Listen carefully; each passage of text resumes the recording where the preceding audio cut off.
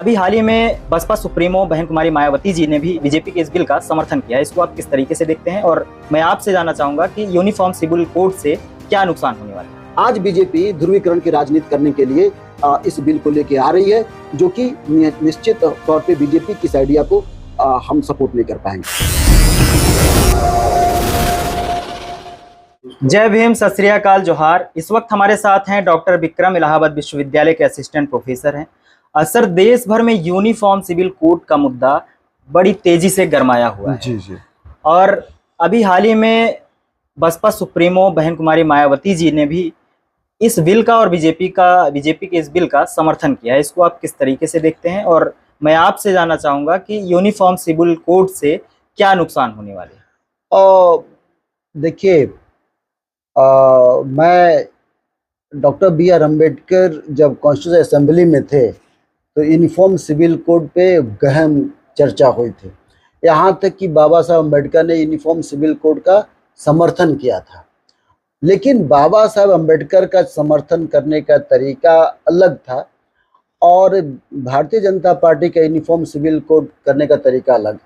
बाबा साहब अम्बेडकर सही मायने में चाहते थे कि हिंदू समाज का सुधार हो और मुस्लिम समाज के अंतर्गत या तमाम धर्मों में जो डिवोर्स का मसला है, मैरिज का मसला है, उसका सुधार हो। लेकिन जो भारतीय जनता पार्टी है उसका यूनिफॉर्म सिविल कोड का मसला क्या कहते हैं उसको, क्या ध्रुवीकरण की राजनीति है और वो ध्रुवीकरण के माध्यम से वोट लेने का, राजनीति करने का एक एजेंडा है। बाबा साहब क्या चाहते थे? पहले हम लोग हिंदू कोड बिल को समझे। हिंदू कोड बिल जब आया तो आपको पता है, हिंदू कोड बिल के माध्यम से बाबा साहब हिंदू कोड बिल में यूनिफॉर्म चाहते थे।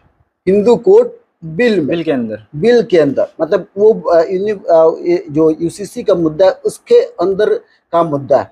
क्या चाहते थे?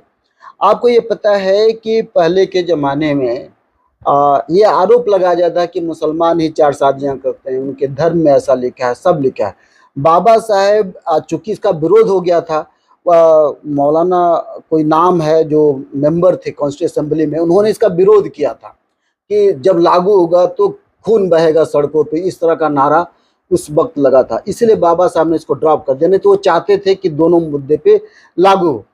जब भारत के हिंदू कोड बिल बाबा साहब लेकर आए थे उस वक्त भी ये मुद्दा आया था। बाबा साहब ये बात कहे थे कि भाई जो शादी, जो हिंदू जो सामंत हैं वो कई शादियां करते हैं, वो भी एक शादी के रहते दूसरी शादी नहीं कर सकते। इसका विरोध हुआ था। हम सबको पता है कि इसका बड़ी मात्रा में विरोध हुआ था और इतना ज़्यादा विरोध हुआ था कि इंडिया गेट पे बाबा साहब का ये नारा लगा था कि भाई इनका क्या कहते हैं, आपका मुर्दाबाद का नारा लगा था। लेकिन आज देखिए, हिंदू मैरिज एक्ट आया और ये आज भी वही बात है कि एक शादी के रहते दूसरी शादी वैलिड नहीं हो सकती। ये बाबा साहब ने उस वक्त कहा था। उसके बाद दूसरा मुद्दा क्या है कि जो यूनिफॉर्म सिविल कोड लागू होगा कि जो अनटचेबिलिटी का मसला है, कास्ट का मसला है, सभी पे ये बात लागू होगी और उस लागू होने पे जो कास्ट का जो समाप्ति है उस पे बात यूसीसी में होगी, जो कि बाबा साहब की बात को दरकिनार कर दिया गया। उसके बाद बाबा साहब ने उसी मुद्दे पे कहा था कि प्रॉपर्टी में महिलाओं का अधिकार होगा, ठीक है। और बाबा साहब के इस आइडिया को जवाहरलाल नेहरू ने इम्प्लीमेंट नहीं किया, ये यूसीसी का मुद्दा था।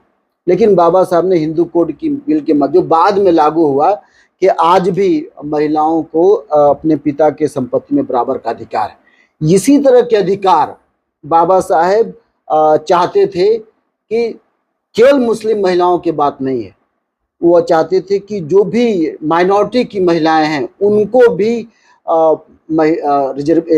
शादी विवाह में और डिवोर्स में सबका अधिकार मिले, पर्सनल लॉ बोर्ड के खिलाफ। लेकिन संजोग से उस वक्त नहीं हो पाया और आज बीजेपी अपने फायदे के लिए ला रही है। अब बाबा साहब का आइडिया ये था कि सचमुच में रिफॉर्म करना है, एक तरह से लिबरेशन की बात थी। साहबानो केस क्या था? साहबानो केस भी यही केस था कि भाई महंगाई, इनको जो गुजारा भत्ता करने के लिए साहबानों को उनके पति के द्वारा दिया जाए, ठीक है ना, कुछ इस तरह का मसला था। वो बात नहीं बन पाई। आज बीजेपी ध्रुवीकरण की राजनीति करने के लिए इस बिल को लेके आ रही है, जो कि निश्चित तौर पे बीजेपी की इस आइडिया को हम सपोर्ट नहीं कर पाएंगे। जी जी। इस मुद्दे पर तमिलनाडु के मुख्यमंत्री एम.के. स्टालिन ने भी बयान दिया है कि बीजेपी लोगों को भड़काने के लिए इस बिल को लेकर आई है। 2024 का इलेक्शन देखते हुए, जैसा कि आपने कहा, ध्रुवीकरण करने के लिए। इस पर एम.के. स्टालिन ने भी हाँ, तो ध्रुवीकरण, बस देखिए, वो कह रहे हैं कि हमें मुसलमानों को वोट नहीं चाहिए, लेकिन उनको मुस्लिम महिलाओं का वोट चाहिए। वो कह रहे हैं कि हमें मुसलमानों के पसमानदा मुसलमानों का वोट चाहिए, है ना। तो यूनिफॉर्म सिविल कोड जब लागू होगा तो डिवोर्स पे लागू होगा, प्रॉपर्टी पे लागू होगा, और महिलाओं के अधिकार पे लागू होगा। तो वो अधिकार इनसे भी छटेंगे और हिंदू धर्म के लोगों के अधिकार भी छटेंगे। लेकिन वो किस आधार पे लागू हो पाएगा, ये देखने वाली बात है, क्योंकि आपको लागू करने के लिए एक बृहद रूप से कंसल्टेशन करना चाहिए। मान लीजिए जैसे कि इन्होंने 370 आर्टिकल को हटाया, ठीक है, आपने हटाया, बहन जी ने सपोर्ट किया, लेकिन हटाने के लिए आपको बाकायदा वहाँ के लोगों का जनमत संग्रह कराना चाहिए थे, लोगों की बात करनी चाहिए थी, यूनिफॉर्म सिविल कोड पे भी लोगों से बात करनी चाहिए। आप ऐसा नहीं करा सकते कि घर के अंदर झगड़ा कराएंगे, आप ऐसा नहीं कर सकते दंगा कराने का तरीका अपना रहे हैं। तो क्या है कि आपने दंगा कराने का तरीका अपना लिया है कि हर घर के अंदर फुटमत होगी, और जितना फुटमत होगी बीजेपी को उतना ही फायदा पहुंचेगा। तो ये ध्रुवीकरण की बात है। अगर ऐसा ही बात होती तो गुजरात में 4 बार चीफ मिनिस्टर रहे नरेंद्र मोदी साहब, उस वक्त क्यों नहीं यूसीसी लेकर आए? गुजरात 9 साल तक सरकार केंद्र में रही, नहीं हाँ, क्यों नहीं लेकर आए? इनको पता है कि अब हो सकता है हम रह पाए कि न रह पाए, आने वाले 2024 या उसके बाद रह पाए कि ना पाए, तो अपना पूरा एजेंडा जो हिंदू धर्म का एजेंडा है बेसिकली उसको लागू, ये हिंदू धर्म का एजेंडा है जिसको ये लागू करना चाहते हैं। आदिवासियों का भी इसमें अभी राष्ट्रीय आदिवासी एकता परिषद ने इस बिल को लेकर भारत बंद का ऐलान किया है।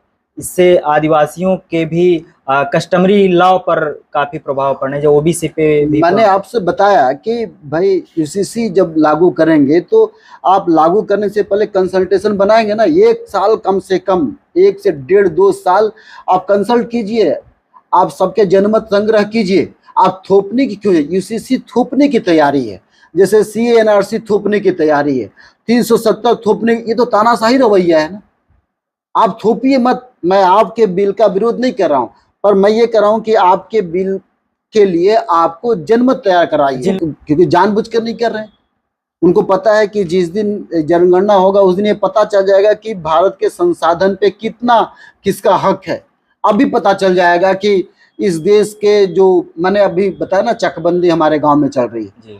चकबंदी इतनी चालाकी वाला काम हुआ है भारत में कि 99% जमीनों पे अपर कास्ट का कब्जा है, और अपर कास्ट कभी नहीं चाहता कि चकबंदी हो, कभी नहीं चाहता कि चकबंदी हो। चक का मतलब होता है खेत, बंदी मतलब खेतों का बंदीकरण। जब चकबंदी होता है तो उसमें आबादी कटती है सरकार के लिए। आबादी किसके लिए कटती है? जो गरीब, जो चमार जाति के लोग हैं, मुसहर जाति के लोग हैं, पासी जाति के, उनको बसाया जाता है, क्योंकि उनके पास जमीन नहीं होती। तो वो चक किससे कटेगा? जाहिर है कि जिसके पास जमीन है। तो ये चालाकी करते हैं कि चकबंदी के नाम पे एक शब्द है चकबंदी का, चकआउट कराना। चकआउट कराने का मतलब होता है कि आप अपने खेत को पैमाइश के एरिया में लागू नहीं कराना, यानी पैमाइश से वो नापने से वो बाहर हो जाएगा। तो आपको पता है ज्यादातर पंडितों ने अपने एरिया में मंदिर बना दिए हैं, और जब मंदिर बन गया तो वो चकआउट हो गया। जब चकआउट हो गया तो उस एरिया पे किसका कब्जा रहेगा? पंडितों। ये शंकरगढ़ में ज्यादातर। आज मुझे समझ में आया कि क्यों पूरे भारत में जो मंदिरों का जमावड़ा क्यों है। इसके पीछे धार्मिक नहीं है, इसके पीछे जमीनों पे कब्जा करने का एक तरीका है पूरे भारत में। अब देखिए जहां पे भी मंदिर हैं, एक पंडित जी हैं रोजी रोटी चला रहे हैं, उसने जमीन पर उनका कब्जा है। अब वो सरकार के नजरों में, सरकार के खाते में चेकआउट लिख दिया जाएगा, या लिखा जाएगा कि ये जमीन पैमाइश के योग, उसका कुछ नाम होता है, कौन सा जमीन होता है नाम। इसी तरह से तालाब का है, पोखरा पे है। तो बड़े बड़े अपर कास्ट के लोगों ने शुरू में कब्जा कर लिया।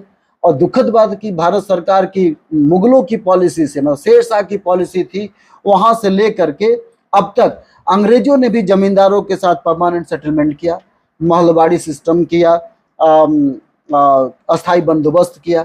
ये सारे बंदोबस्त किसके साथ होता था? अपर कास्ट के साथ होता है। तो चकबंदी में जमीन की कटौती होती है, कटौती करके आपके लिए नाला बनाया जाएगा, सड़क बनाया जाएगा, नाली बनाया जाएगा चारों तरफ। ये किसके से कटौती होगी? अपर कास्ट से कटौती होगी। तो इन लोगों ने चेकआउट कर दिया, इसीलिए दलितों की बस्ती में, छोटी जातियों की बस्ती में रोड नहीं हो, सड़क नहीं होता, क्योंकि कहीं पे लोगों ने वन लगा दिया। वन का मतलब पेड़ पौधा लगा दिया, और उसको कह दिया कि वन नीति के तहत इसको काट नहीं सकते। तो इस बार मैं चकबंदी के माध्यम से ये बात सीखा। तो मैं ये कहना चाहता हूँ कि ये चालाकियां हैं जो कि हमको बारीकी से समझना चाहिए। जी, बहुत बहुत धन्यवाद आपका। धन्यवाद।